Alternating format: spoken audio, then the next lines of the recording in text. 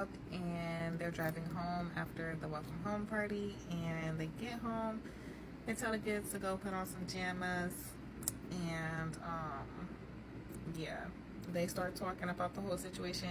And then he was saying how Tina got in his mom's face, you know what I mean? And then they replayed the video, and I mean, she did get in his mom's face, and then his mom got in her face, and then she did push his mom, and then his mom swung and stuff like that. So it's like, she was bad about it, but she was just saying how his mom always got the worst energy ever, and how he need to just stop inviting her, like, that easy.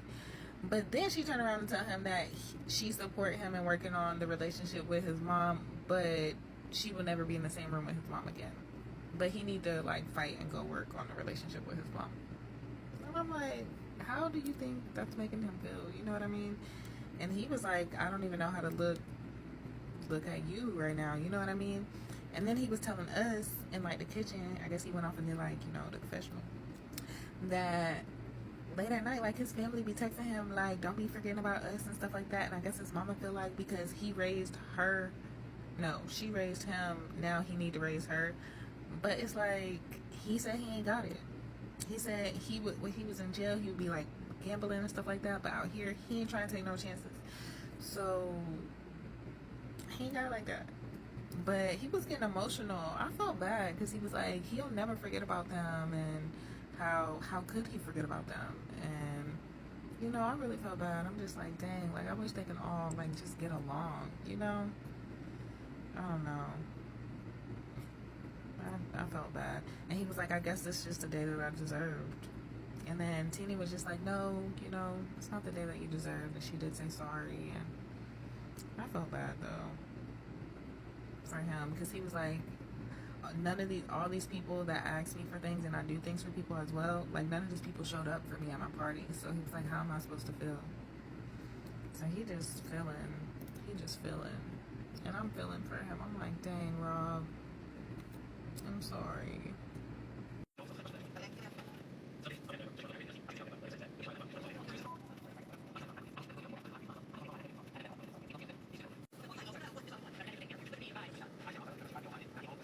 They just gave us Louie and Melissa, and he was at work at the pizza shop, and his mom called, and he told his mom basically that he's gonna marry Melissa. And she was like, what? Because you know his mom and Melissa do not get along. Like, it's like oil and water. So she like, why are you doing that? I cannot. But he's like, you know, he's saving up money. He gonna spend up the money he's saving on the ring. And she's like, she been married 3 times before, so don't be spending all your money on a ring. Learn from my mistakes. But he's like, this is my first marriage. You know what I mean? But I'm like, why is they saying like first? I don't know. But anyways. So that was all they was really talking about. And his mom was like, she don't really know nothing about Melissa to like her, but I guess she gonna learn the hard way to like her. And Louie's like, what is that supposed to mean? She was like, she guess she gonna have to like her because she gonna be his wife. So she gonna be there. She ain't going nowhere. Well, at least for right now. Yeah.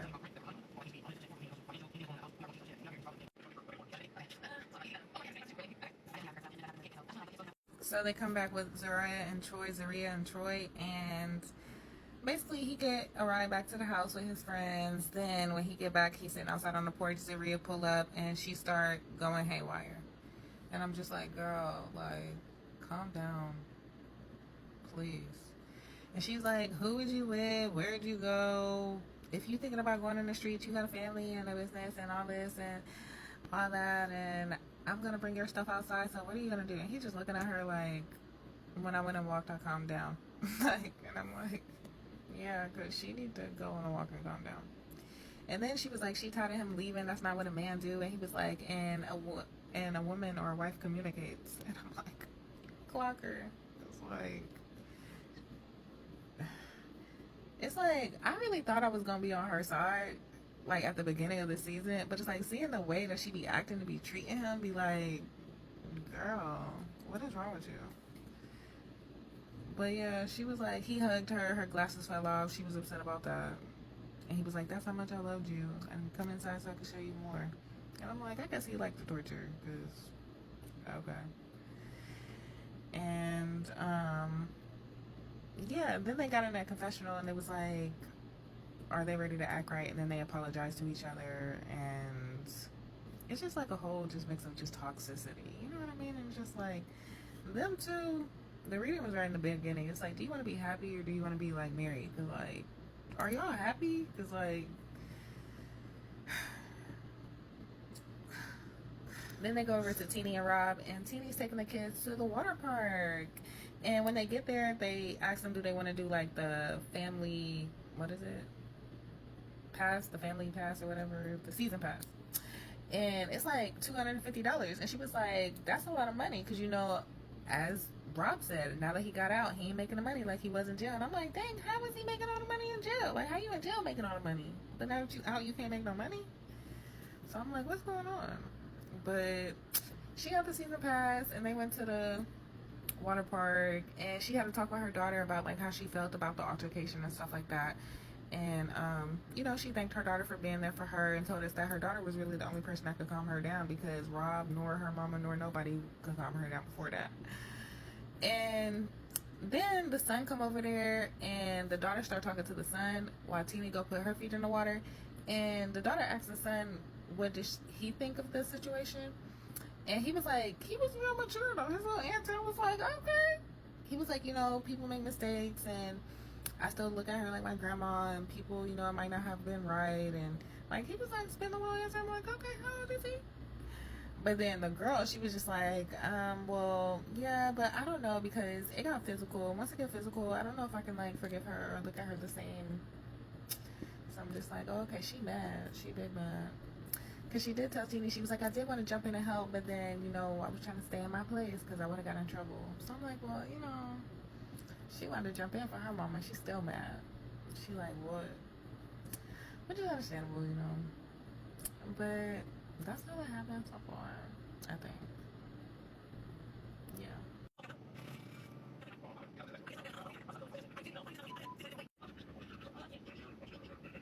So they come back with Brittany and Key-Rock, and they told his mama, and she like, what?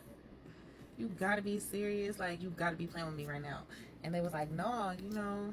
And she was like, why didn't y'all tell me, like, when did y'all find this out, like what's going on? And she was like, you know, we found out yesterday. And then she was like, why didn't y'all tell me yesterday? I could have moved some stuff around, you know what I mean? Like, we're moving our whole family. And he was like, I mean, don't you think I know? Like, I feel so horrible, you know what I mean? So they left. Like, they went to Texas without Brittany and them. So Brittany and Kiva are gonna stay in the motel, and the rest of the family just went to Texas. And I'm like, that's what I figured was gonna happen, because they already paid the month lease and the deposit, and they can't get the money back. So it's like, why not send the rest of the family? And then just hope, you know, within the month that they get approved and get there.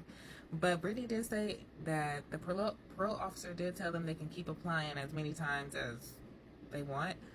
But if Texas deny them, Brittany says she's going to have a manic episode. And staying in a hotel is triggering for her, because that's around the time when she got locked up the first time. So she don't like staying in this motel. She don't like, you know, she's just ready to get to Texas and start the new life. And I'm like, I understand. I get it. It's understandable. Dang. So I really hope everything works out for them, for real, for real. So we're going to keep watching and see.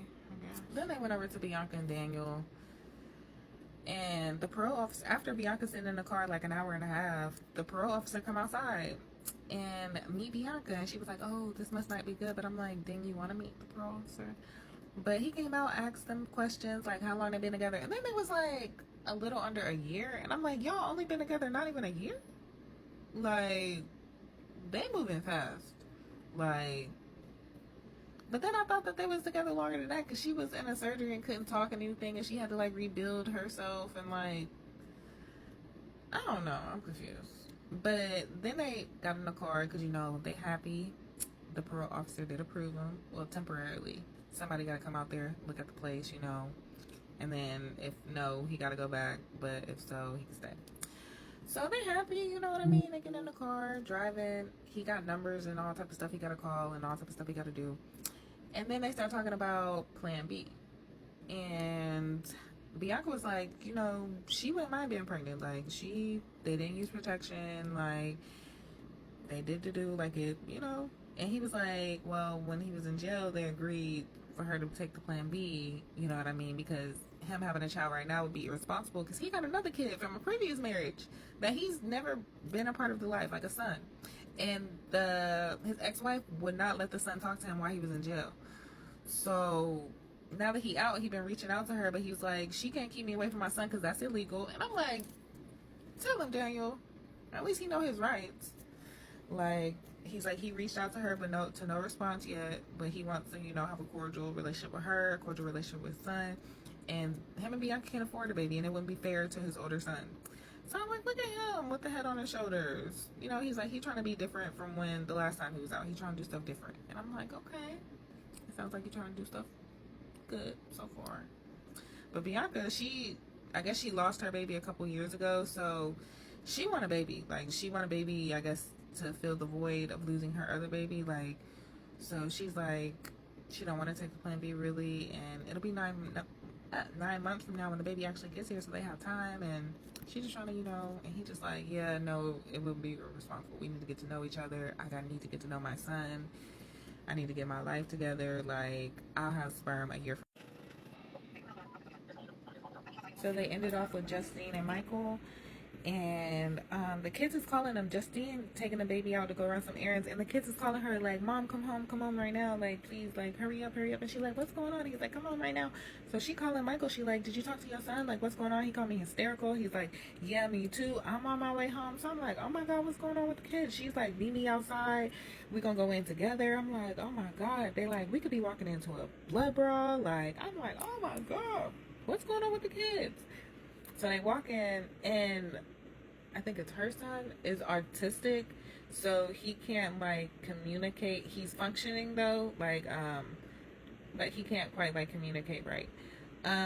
So they went in there, they got there. She's like, get the baby out the car. They get the baby, they fly in the house, they go upstairs. He's like, what happened? The boys is in the room fighting. One of the boys hit Michael's son, took the phone of Justine's son, the autistic boy, put it in the closet, told him, come do something. If you a real man, you would come get it or something. Then he pushed him down and hit him or something. Then the boy, Justine's son, ended up breaking his own phone, like a $1,500 iPhone. And then Michael's son was saying that he was talking about his mama, though, and how good his mama is versus his mama is, and how his dad is different. I don't know, it was just a bunch of, so they was basically like, so we basically got called back here for this, and Michael got mad. Like, he was like, y'all are grounded beyond y'all being 75 years old. Like, I'm like, I cannot. But he's like, y'all grounded to eternity. I'm like, I cannot. She's like, because this is unacceptable. Y'all cannot be acting like this. Y'all cannot be doing this. But he did get on there and tell us that he considers himself like a dad to all the kids. You know what I mean? So he was just frustrated that, like, he can't get through to them and make them, like, see, you know what I mean? So he's like, I just got to get out of here. He turned around and punched a hole in the wall. Like, randomly. Justine looking like, I'm looking like, the kids is looking like, the camera people is looking like. He's like, I got to get out of here. I got to get out of here. And he just, like, walk and leave, and then the show ends. And I'm like, what just happened? What just happened? He was like, and then he did get on there and tell us that he's normally not a violent person, that he was like just super frustrated with everything going on and not being able to get through with the kids and his job and his possibly losing his wife, I figure, is why he's like super frustrated and like he don't know how to channel all these emotions and all this frustration and what's going on. So yeah, and then him working a job, he making like not even what he made. And he said he used to make that like in an hour. They all say that, the street people. They be like, I used to make this in an hour when I'm making a job in like 2 weeks. So they be mad. But yeah, that was it. That was the end of the episode. I was like, what happened? But that was it. Thank y'all for watching. Like, comment, subscribe. What was your favorite part of the episode? Who's your favorite couple so far? I don't know if I have a favorite couple, but the couple that be giving me a headache the most be like Zariah and what is her name? Brianna or Daniel, Bianca. Okay. But yeah, who else do I like on here? I do like Teeny and Rob, you know. And who else? And I do like K-Rock and Brittany. So I mean, y'all let me know who y'all like, and I'll see y'all next week. And thank you so much for watching.